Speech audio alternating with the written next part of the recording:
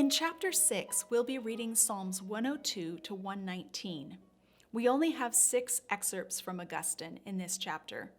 John Calvin contributes 5, Gertrude 3, Cassiodorus 1, and we also hear from Ambrose, Musculus, Cyril of Alexandria, and Philip Melanchthon.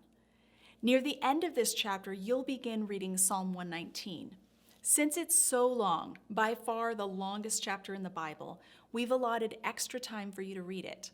When you would normally read one psalm, you'll read just 2 stanzas or sections of Psalm 119. You've noticed by now that some of the psalms are ugly. The psalmists call upon God to punish their enemies. Their language sounds violent and vindictive. Smash their teeth, break their arms, let them fall into the pit they've dug. You might be tempted to think of these as Old Testament psalms, pre-incarnation, reflecting life without Christ.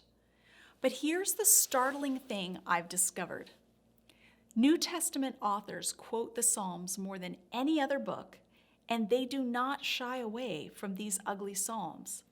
Take Psalm 69, for example, which you read in chapter 4 of Praying the Psalms.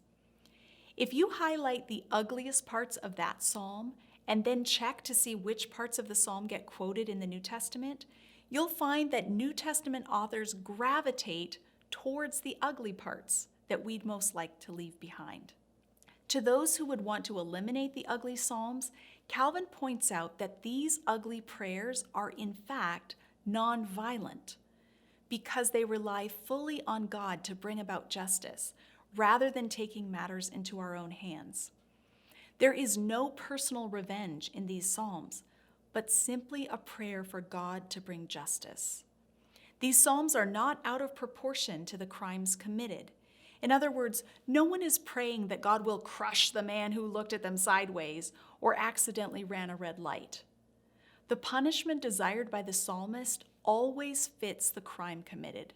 However, Calvin also hastens to add that we should not rush to these prayers too quickly. Sometimes God's solution is repentance and forgiveness rather than judgment, and that's a good thing.